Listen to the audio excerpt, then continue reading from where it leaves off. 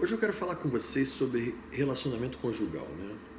Muitas pessoas acham que relacionamento conjugal é o simples fato da união de dois corpos masculinos e femininos que se unem para formar um casal e esse casal formar uma família e essa família ter filhos. Não é bem assim. Não é desta forma que acontece. O relacionamento conjugal, ele espiritualmente, ele começa no mundo espiritual.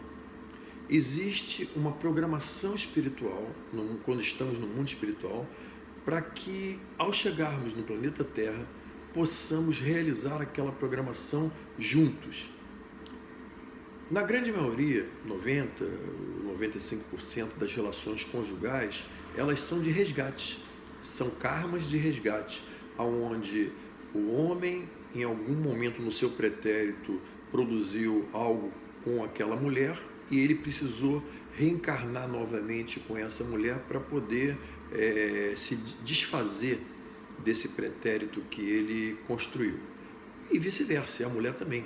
Muitas das vezes a mulher fez alguma coisa com o homem em outra encarnação e no pretérito e veio nesta encarnação para desfazer esse compromisso. O problema é que a grande maioria dos relacionamentos conjugais não são vistos dessa forma, são vistos de interesses pessoais. São aqueles casamentos em que você olha para uma pessoa, se apaixona por ela, ou pela sua parte física, ou pela sua parte financeira, e ali você conjuga uma união. Essa união conjugal desta forma, ela tende ao fracasso, porque é uma união feita sem um processo espiritual, sem uma escolha pretérita, sem uma programação pretérita, sem nenhuma necessidade de existir, apenas pelo interesse, ou físico ou econômico. Esses tipos de relacionamento, eles não só não amenizam o nosso karma, como reproduz um karma. Você acaba criando um novo karma com uma nova pessoa desnecessariamente. E esses casamentos não são duradouros, são casamentos temporais.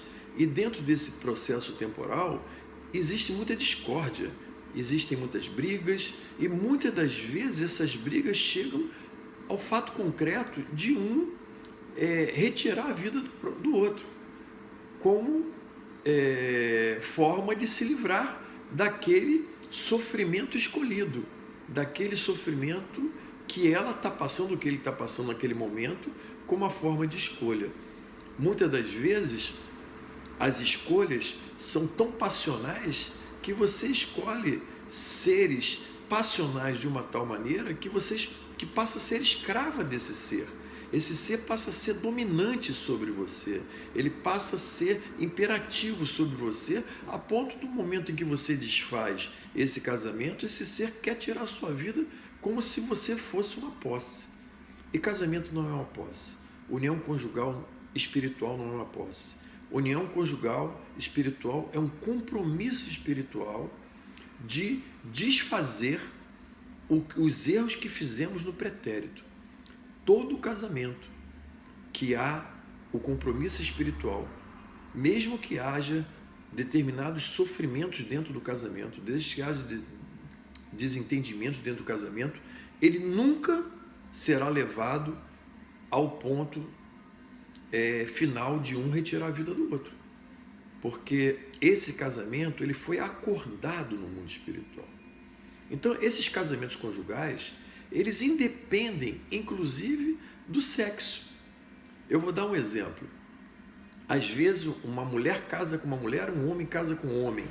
Aqui na Terra é chamado assim, mas todos são espíritos. E aí me pergunto, mas Sancler, isso não é homossexualismo? Isso não é uma forma de um homem com mulher? É dessa forma que Deus criou para que a gente tivesse essa relação homem-mulher?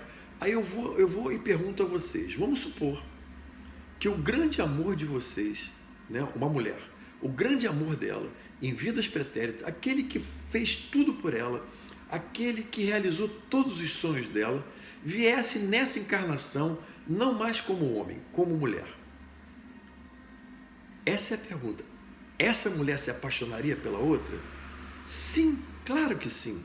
Porque quando você vem de um propósito muito maior que é o amor, você reconhece esse amor, independente do corpo físico que ela esteja.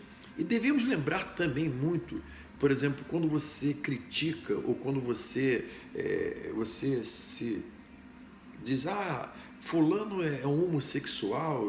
Não, ele não é um homossexual. Na realidade, o que aconteceu? Vamos voltar aos exemplos. Ele teve 10 encarnações femininas. Entre 10 últimas encarnações dele foi feminina. Mas nessa, ele precisa vir com um corpo de homem, até para aprender, porque nós, ora viemos com o corpo feminino, ora viemos com o corpo masculino, para que a gente tenha aprendizado de utilização do nosso corpo. Automaticamente, quando ele chegar nessa encarnação, ele terá o corpo masculino, mas ele terá todos os trejeitos femininos, todos os gostos femininos, porque ele passou 10 encarnações sendo mulher. E isso não tira o mérito nem o crédito desta pessoa. Se ele se apaixonar por um outro homem, estou dando um exemplo, né? Que foi em vidas passadas uma mulher, ou que foi em vidas passadas um grande amigo, ou que foi em vidas passadas um grande amor, não importa. Essa relação corporal, homem-homem, ela não tem significado para o espiritual, desde que ela seja uma relação de amor e não de promiscuidade. O que o mundo espiritual condena é quando você utiliza teu corpo de uma forma para vender seu corpo, para usá-lo de forma promíscua. Nós não estamos falando disso, nós estamos falando de uma união do homem com homem, da mulher com mulher, que se amam, que se amaram no seu pretérito. Então, eles vêm dentro de um propósito de continuar se amando. E nós temos que respeitar as escolhas, porque preconceito não cria nenhum vínculo de evolução em ninguém. Nós temos que ser tolerantes, temos que aceitar os desígnios, porque os sentimentos são muito mais fortes do que as leis morais ou as leis criadas pelos homens nesse planeta, né? Eu falo leis morais, que eu digo, é a lei da justiça do homem, não as leis morais de Deus, né? Essa é insubstituível, mas as leis do homem, que proíbe casamento de homem com homem, mulher com mulher, essas relações são apenas religiosas, não são espirituais. Deus não proíbe nada que não seja o amor verdadeiro. O amor é a grande essência da vida. Ele não escolhe sexo, ele não escolhe cor, ele não escolhe nada. O amor, ele é simplesmente a essência divina. Que Jesus abençoe a todos vocês.